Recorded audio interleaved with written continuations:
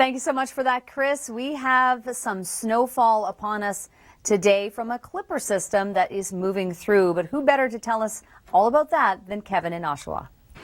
Thank you, Kevin. Yeah, good point with those winds, the snow blowing around. We have some fresh snow on the ground, of course, but as you mentioned, the clipper system, has had its impact already felt, but now we're talking about a very localized situation with these snow squalls. So we have watches, we have warnings in place, as we can see, almost of lake effect. So when we look back down toward Buffalo and areas like Prince Edward County and upstate New York, back into the Georgian Bay District and even parts of the Bruce Peninsula, we're looking at those zones to see. This is the computer model. We can see that there's really not much going on around the GTA proper. It's just that lake effect. Then we have another system coming in on Sunday. It looks to be just some very light flurries, mostly cloud cover at this point, so likely not to see much sunshine by the time we get into Sunday.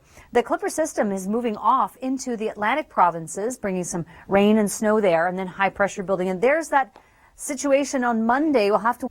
So the clipper came through mostly overnight and early this morning, brought a little bit of snowfall with it, but now the focus is on the lake effect bands that are setting up so nicely across so many parts. And one of those regions is Fort Erie, and that's where we find Kasia. Thank you, Kasia. I love that positive spin. I'm all about that. Let's take a look at this short-term forecast for you. Ron could come in to the GTA. We have just the right angle of the wind coming in this direction. Might even see some flurries, but in terms of watches and warnings, we don't have any of the sort for Toronto. But many areas, Lake Simcoe, Georgian Bay especially, and Lake Huron under risk, and also the lower lakes. Let's not forget our friends down in Buffalo. Fort Erie is where we just saw Kasia, and then back into southeast Ontario. Not quite Kingston, yes, some snowfall, but more so in upstate New York really being impacted by the bigger bands, only because of the way that the wind is flowing across Lake Ontario, as is that particular case. When we look at this overall pattern, the clouds increase on Sunday. Low pressure system, not a big one. Axis low that you'll see coming into the picture here. The computer models now are hinting at it moving up into southern Ontario by about the Monday time frame. So how will that play out before the ridge builds in? It's a bit uncertain at this point, but now the computer models are starting to hint at that. So just something to be watching for in this time period here. We may see some changes, and -1 going down to -8. So that would be indicative of that high pressure ridge clearing it out, but getting it much colder once again. So we might see some tweaks on that one. Thank you so much, Chris. Really appreciate that. Let's get you set up with your weather ahead today. And first, we're going to check in outside because, of course, I'm in the comfort of a studio. I can't say that about Kevin in Oshawa.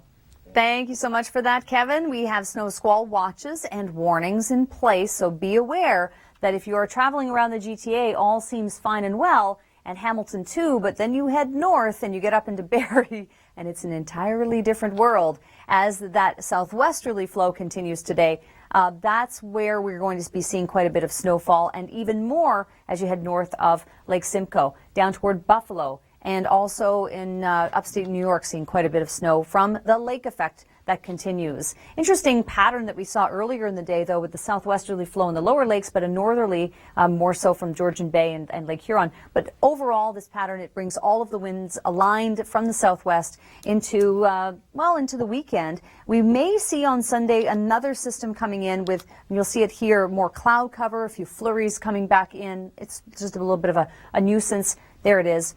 However, there's a Texas low coming into the picture by Monday. That one is something worth watching.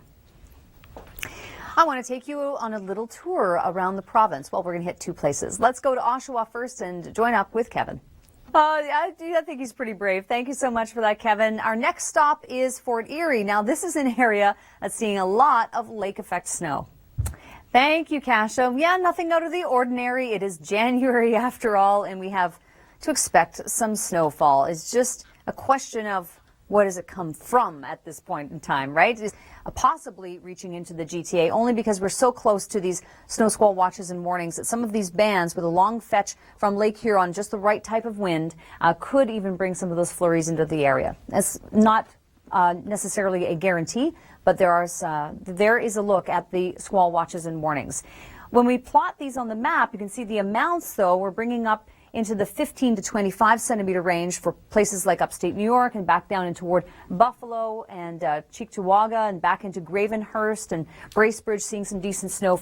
Now on Sunday, we have cloud cover coming through. No big deal, just some flurries coming possibly with this weaker low pressure system. Wouldn't call it a big storm at this point. However, we look at our computer models and you'll see that there is a Texas low developing. The computer models are now hinting that this will graze by southern Ontario. And as you know, and if you watch us regularly, when these things come through, the track depends, or the types of precipitation that we see depends so much on the track. So that is definitely one worth watching into next week. Thank you, Jacqueline. And we have exactly that set up today. We have some lake effect watches and warnings. The warnings are in blue. In some cases, the snowfall forecast through Saturday, again, Gravenhurst is one of the areas, 15 to 25 centimeters of snow back down into Buffalo and upstate New York, seeing some of the higher totals because the winds are from the southwest. At least now they are. We couldn't say that overnight. Overnight, the winds were from the northwest in this portion of the province, and then across the lower lakes, they were from the southwest. Actually, even saw a TCU report around north of Toronto earlier this morning, too.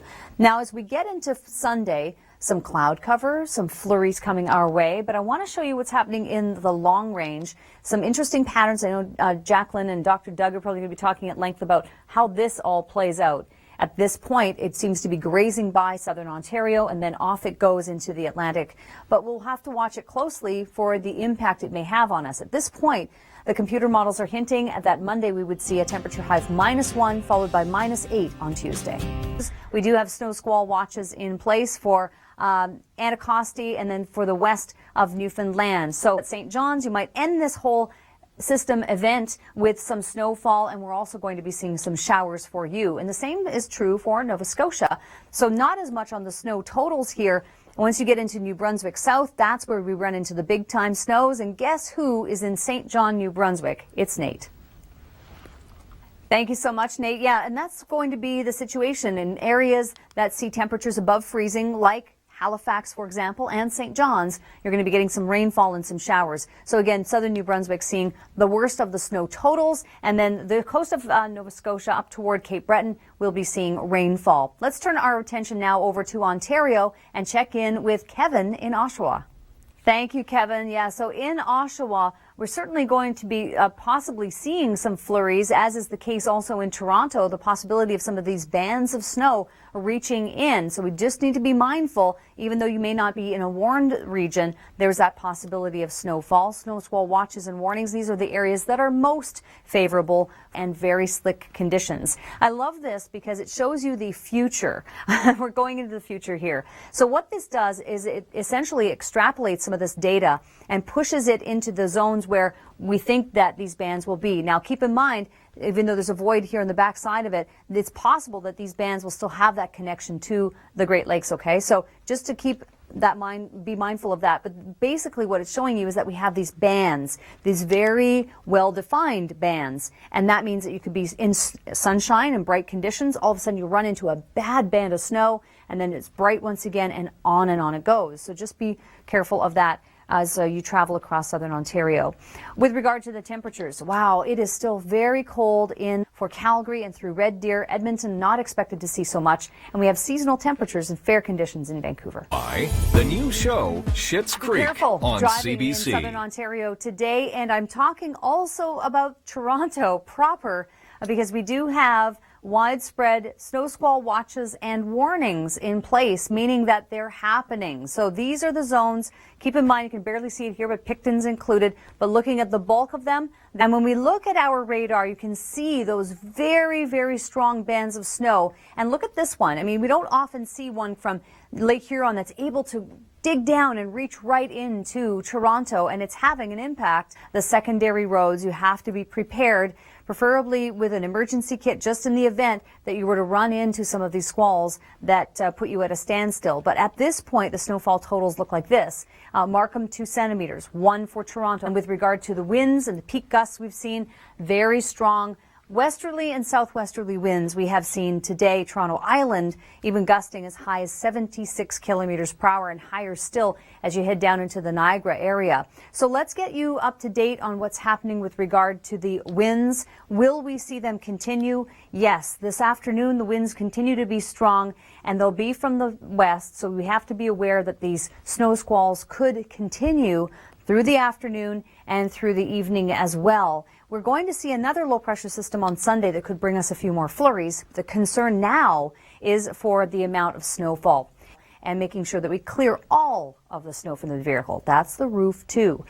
We have blowing snow, we have wind concerns in Newfoundland. Some of these gusts will go as high as 90, 100 kilometers per hour, and also for Inverness County, Cape Breton. Thank you so much for that, Nate. Yeah, southern New Brunswick seeing the bulk of the snowfall, so we're talking 10 plus centimeters of snow. Now, that's not to say that Nova Scotia or Newfoundland don't see snowfall. It's just that we bring down those amounts only because there's also some rainfall coming through. Halifax comes to mind and St. John's too, so that helps to keep the snow totals down, but you're going to be seeing some cold rain coming through. Speaking of cold, Saturday, it's a cold one nearly across the whole country. I believe this is at the surface, or this might be a kilometer and a half up, but nevertheless, it gives you the sense of the cold that continues. Also want to mention that in Alberta, Calgary, Red Deer, some snowfall on the way, 2 to 5 centimeters, and the fog is finally lifting in southwest BC. And in nearby Welland, we have this photo as well that was sent in of the amount of snow that we've seen. So certainly there's been a lot of snow in southern Ontario in some spots, not everywhere. You have to have that perfect setup and the winds aligned over those Great Lakes to get the lake effect snowfall. So let's get into the forecast conditions now with regard to the watches and warnings. Where do they stand? Well, we even have now a warning for Toronto, which we don't often see snow squall warnings, nor do we often see squalls that are able to reach right in to the city of Toronto. If we were to draw a line from here all the way back into Lake Huron, it's for Toronto and for the GTA, that band right there. You can see that long fetch coming in. That's not the only one, clearly. As we look throughout the province, as you head further north up toward Barrie, there's another really nicely aligned snow squall band. But this one here, it's a bit more unusual to see it reaching right into Toronto. So let's take a look. How much snow have we seen so far? Markham, this is as of noon, 2, 1, 3 in Hamilton, and then 11. Yeah, 11 in London. That's pretty typical as we have these squall bands that have set up so nicely across the province. And these winds, they're from the west, southwest for the most part, and at times very gusty out there. So not only do you have the wind and the blowing snow, but the squalls themselves, a lot of problems possibly for travel in southern Ontario, and the winds are likely to continue to be strong through the afternoon and through the evening as well. Seems to be easing a little tiny bit as we head into the late day of tomorrow, and into Sunday there's another low pressure system coming in. So we'll have to watch to see whether or not we get more flurries. But right now the concern is all about these snow squalls and these bands of snow. Up into Gravenhurst, big snow. Fort Erie, as we just saw, more snow expected, and also for upstate New York. There will be in excess of 20 plus centimeters there. Across Atlantic Canada, snow and blowing snow. The winds picking up. These are southeasterlies, and it's going to be blowing the snow around. St. John's also getting some rainfall from it all. But let's go back into New Brunswick and check in with Nate and see how he's faring in St. John. And so to continue with that story, we do have that snowfall warning in place for St. John, and then we've got the wind and the blowing snow for Cape Breton Island as well as all of Newfoundland, and it really gets bad overnight tonight. Snowfall forecast for Moncton through St. John, through Kennebecasis, that area as well. And then back into the Avalon, we do have again rain and showers, but ending this whole event with a little bit of snowfall, say 2 to 4 centimeters of snow. The western side of Newfoundland, though, and Labrador seeing a lot of snow in the north shore of Quebec, too. Vancouver and Victoria, seasonal temperatures much clearer than it's been the last many days with all of that fog that you've been sucked into. Move down into the Grand Prairie area. Calgary, Red Deer, you're also getting some snow, 2 to 5 centimeters, and then the cold continues across the prairies, but for the most part, it's pretty fair across the west. All of the active weather is right now from Ontario into Atlantic Canada.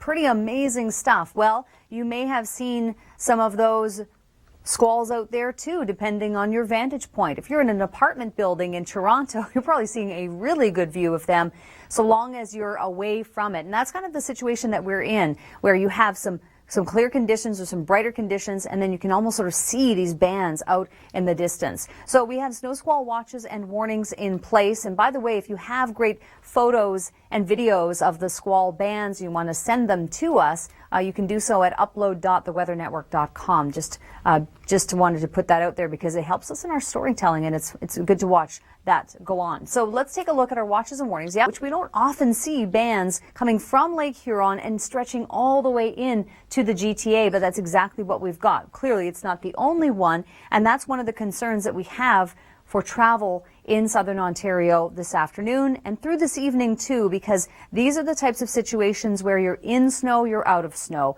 And sometimes what happens is we get overly confident that we're not going to be running into anything, and all of a sudden, in the snap of a finger, you're in a snow squall. And the winds are going to continue to be strong this afternoon through the evening in southern Ontario, and overall this is a flow that gives us that southwesterly, westerly flow. So the areas adjacent to the lakes clearly are seeing the most of the snowfall. And we've put this map together to show you that some areas will see in excess of 15, maybe as high as 25 centimeters of snow, mostly stateside, but for our areas up toward Gravenhurst, this is speaking of big-time snow. We have St. John, New Brunswick, included in a snowfall warning, and Nate Coleman is right in the thick of it. We're going to keep the snow totals for Nova Scotia and eastern Newfoundland down, only because there's also going to be some cold rain moving through those areas. But despite that, still wind warnings are in place. Most of Newfoundland seeing gusts over 90 kilometers per hour tonight, so it'll be howling through that part.